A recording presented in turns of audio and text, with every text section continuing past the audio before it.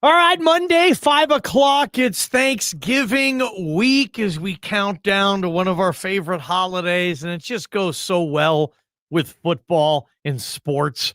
Mike Prater, Thanksgiving does. And here we go.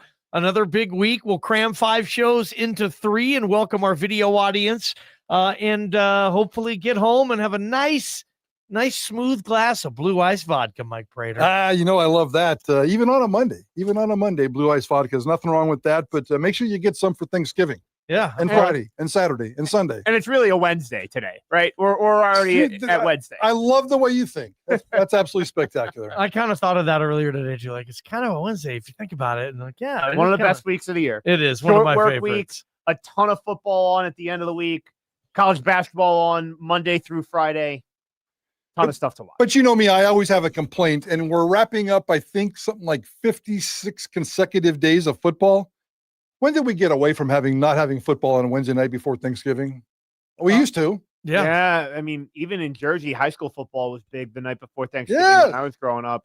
Ballgame, how'd you do with your little excursion there of 50 days in a row? You said that you were going to do it. No, I probably didn't do it. I didn't keep track, and there's probably so a much few MAC days football I in the middle of the week. Yeah, that we could Conference stomach. USA, MAC football, not on the table. I will say that Boise State, the offense, the quarterback play, Bronco Nation, give us a call, and I want your honest opinion. It couldn't have looked much better for you, right?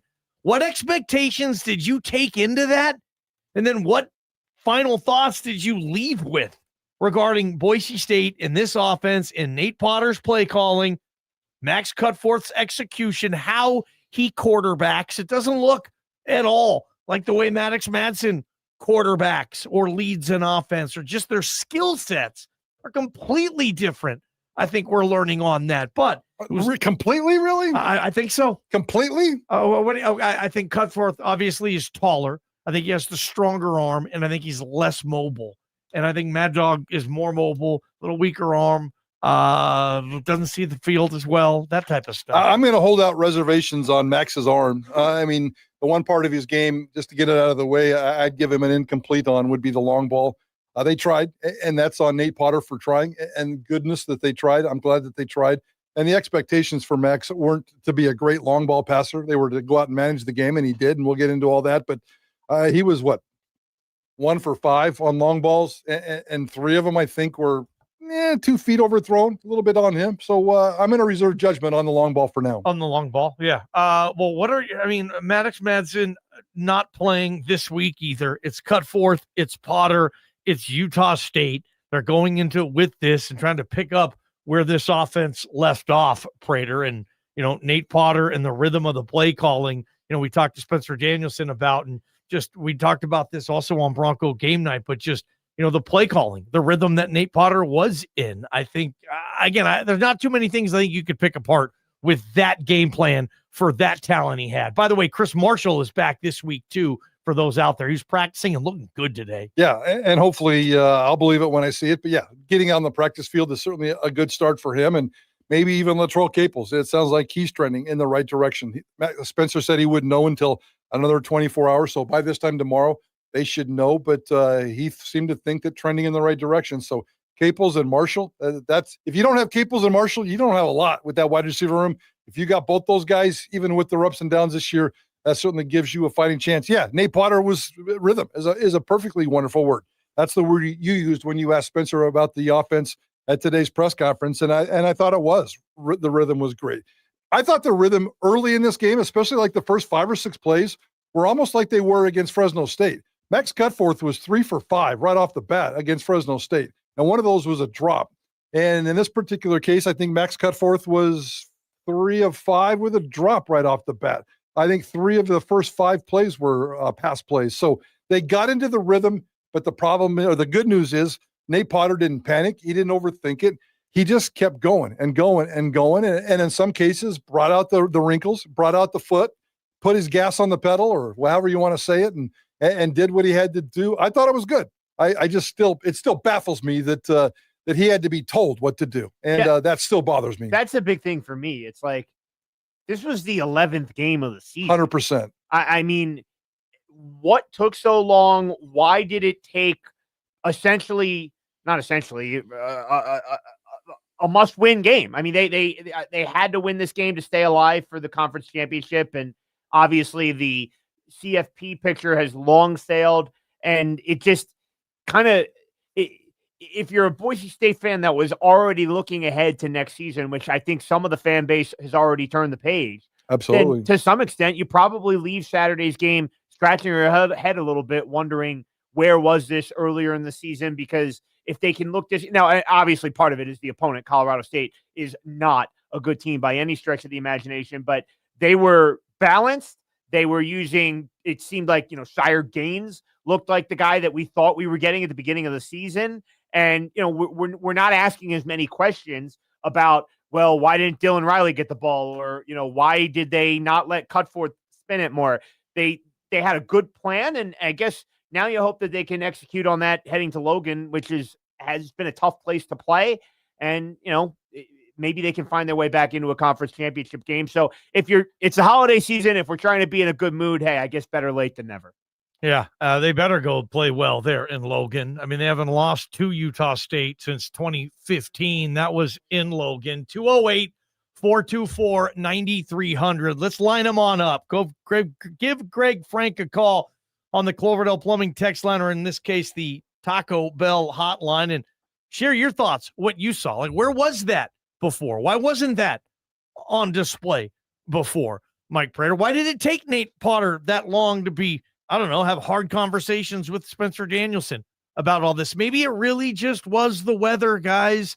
They were that afraid of the San Diego weather, and they completely handcuffed their quarterback. But then what's the excuse for Fresno?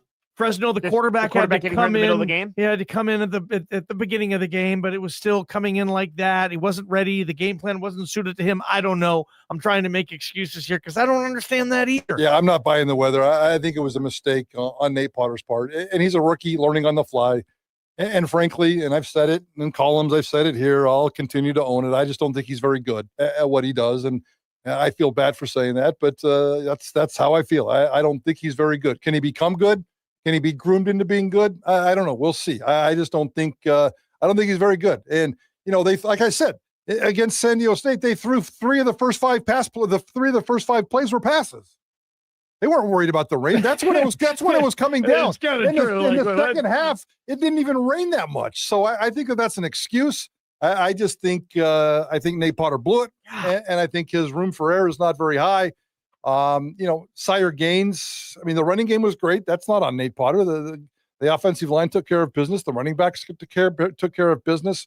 And Max Cutforth absolutely took care of business and played a great game that a lot of us thought that he could come out and play this kind of a game. And I'm glad he got a chance, and I'm glad he executed, and I'm glad he came through. All right, Boise, John in Boise, JW in Boise. You're up first, my man. J-Dub, what you got on the Taco Bell hotline? Go for it. Hey, guys, I'm kind of doing the same thing you were just mentioning, kind of scratching my head at the moment for a couple of different things. I wanted to get your thoughts on that. The first thing is we hear the famous, we've been battling and we've been competing and we're battling and we're competing. Where's Cutforth been in this battle and competing? Because what I saw wasn't that bad. And if he was battling and competing with Maddox, I mean, what really was there that much of battling and competing going on? Because I feel if Cutforth was battling and competing every night out on the turf, well then, man, I think he got. I don't think he was given a fair chance, for one, and then two weeks ago when he took over, 3 weeks ago now when he took over for Maddox. How much competing and battling was there happening where because he didn't look like he was prepared to serve the guys water on the sidelines. If he didn't look like he had any sort of competing or battling for anything, he was just kind of forgotten. He didn't look like he was given any chances coming into the game 3 weeks ago to be successful at all. And I think the battling and competing thing is just all lip service. What do you guys think? Appreciate the call there, JW in Boise. There's one guy saying, hey, what he saw from Cutforth is better than anything he's ever seen from Maddox? I mean, you were at practice. We've been to practice. I mean, Max Mattson is the best quarterback on this team. Well, it's hard. I mean, it's hard to say. I mean, Cutforth has looked horrible. There was a couple of times you guys wanted to ring Max Cutforth's neck. So let's not get too carried away. That caller, he brings up legitimate points, but he's never spent a second at practice. We get kicked out of practice at certain times or can't report certain things we're saying. Yeah, you're right, Ballgame. Maddox Madsen should have been the quarterback. But January 1st, things, for me anyway, January 1st changes everything. Yeah. So yes or no, Michael Forrest Prater. This is Maddox Madsen's quarterback job next year. 100%. Yeah. Nate Potter's your offensive coordinator too. You still think 100% they run this back. Spencer's the head coach, Potter's the OC, and Mad Dog's your week 1 starter going into Eugene next year. Tell me I'm wrong. 208-424-9300. Is Michael Forrest Prater wrong? Here's your chance. I hope I'm wrong. I was going to say, you're awfully excited over there. No, I just want a quarterback competition. I don't care who wins it. I really don't. I just want a competition. I want 5 dudes lining up with zeros behind their first name, and I want a 7-8 month competition. And I want a transfer portal quarterback. I want the incoming freshman. I want Maddox. I want Max. Give me those 4 dudes, and let's get after it just a little bit. I want a competition, and I could care less who wins it. If Maddox Madsen wins it again, yeah, I mean, he's won every single quarterback competition here. Whether it's Malachi, whether it's Taylor Green. And I suspect he's going to compete, and I suspect he's going to win it again, and I don't see Nate Potter going anywhere. All right, guys. Blue Ice Vodka appreciates you. It's our YouTube chat here on a Monday. Greg, Spencer Danielson earlier today talked about the rhythm of play calling that offensive coordinator Nate Potter was in scoring those 49 points. Here was Coach Danielson earlier today talking about his OC. Yeah, I thought Coach Potter and our offensive staff did a really good job with the game plan going into Colorado State. We were on the attack. Running the football is a DNA part of what we do, so that's something we have to be able to do consistently, and we're able to do against Colorado State. And from that opened up a lot of the different pass games we were able to get to, but we wanted to be on the attack. We wanted to attack through the run, through the pass, through the screen game, and I thought Coach Potter did a really good job mixing it up, and that's a mentality we want to have offensively. Doesn't mean it's always going to go perfect. We had some drop balls. We had some missed blocks. We had some missed assignments, but we were on the attack. And I want our players to always feel that way in all 3 phases. And I thought Coach Potter and our offensive staff did a really good job. Prater, They did. They did. It still doesn't answer my question. Where was this 2 weeks ago? And where was it? 3 weeks ago. I liked a couple things. I liked how they used the running backs. I mean, just like 22 for Sire, 14 for Dillon, and 7 for Sherrod. And Sherrod was able to make the most of those 7 carries there. I didn't think they forced anybody anything. And I haven't said that about this offense. I think they forced Latrell the ball at times. I think they forced the ball to go other places to keep people happy at times. We have that mystery of Malik Sherrod and why he had so much action in the Fresno game. If you look at that compared to all the other games, like what stood out there's a lot of things. But for me, the biggest thing was the quarterback play. It was Max Cutforth quarterbacking. Like I saw a lot of, what the New England Patriots used to do with or way back in the day, Tom Brady, when they would just do dink and dunk and really, because you have a quarterback who's reading the defense and knows where to get the ball to. And he was doing that. I mean, I just thought they did an excellent job. Now, Colorado State sucks. I do know that. But I thought the quarterback played well. And Spencer Danielson, he talked about it earlier today as well. Here's your head coach, guys. Spencer Danielson on your quarterback, Max Cutforth. Absolutely. Yeah, I mean, seeing the couple weeks of prep, he's been the starter now through consecutive weeks, Sean, and he's got a great demeanor about himself, not trying to be anybody but himself. He's executing well in practice. He's got a really good confidence about himself, and that's going to continue to rise. I like what he said there, and we all saw that, and let's see if he can continue to rise. We'll see how it all plays out in terms of that. But for me, it's about better quarterback play, and it's about a coach being told what to do, which still, frankly, just kind of blows me away. I'm not sure I buy your running game thing, Ballgame, because the formula for running against Colorado State was the same it was for Fresno. I mean, look at Riley had 22 carries, Gaines had 13, and Malik Sherrod had 4 against Fresno State. I just think it was a matter of execution. And I don't care if Riley gets the hot hand. I don't care if Sire gets the hot hand. But I think that they've done a nice job, a really nice job, outside of a couple of weird play calls, isolated play calls from Malik Sherrod. I think they've done a really nice job of handling this running back room. I really, truly do. For me, it's all about the passing. It's about the quarterback, and it's about the attack mentality, and that's the difference for me on Saturday night. One of the things – Friday night, you mean? Or this past Saturday night, yes. Right. Yes. Okay. One of the things that I do wonder about when you ask, and you talked about it, when they just say execution, and when they say that they've kind of – because it came up like, what did you do differently this week in the post-game press conference that you weren't doing against the two California schools? And Cutforth just talked about execution.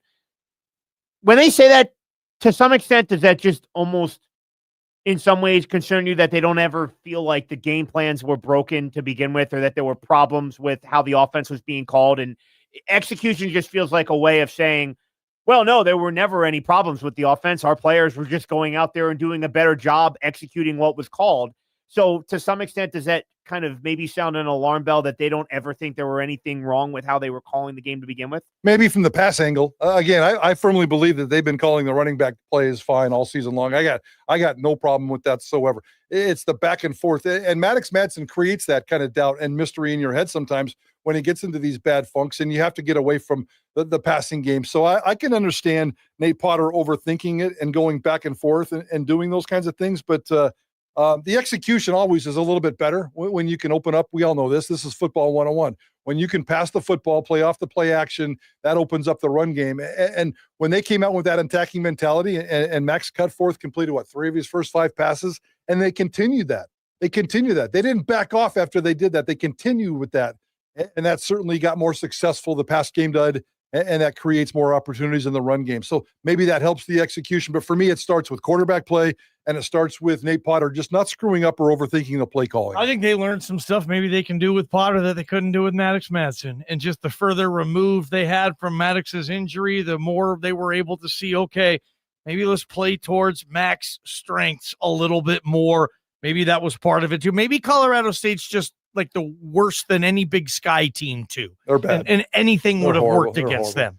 Anything. I guarantee you the conversation we have next Monday, a week from today, win or lose on Friday, it's going to be completely different, because there's no way this offense is going to look this good against that Utah State defense. I'm not saying Boise State can't win this game, but this offense, Max Cutforth, they're going to have some issues at Utah State when it comes to that defense. It's certainly a lot closer to Fresno State and San Diego State than it is what you saw on Saturday. I think so. I just think it's a work in progress, and we're going to see a lot of ups and downs, a lot of ups and downs, and a lot of ups and downs. Hey, why is Chip Kelly gone good for Ashton Jeanty, or is it? Call 208-424-9300. Jeanty fans, Raider fans, both of you, why is Chip Kelly gone a good thing for Ashton Jeanty? Prater, the ball game is KTIK, the ticket. From the Beacon Plumbing Traffic Studio, this is Ticket Traffic.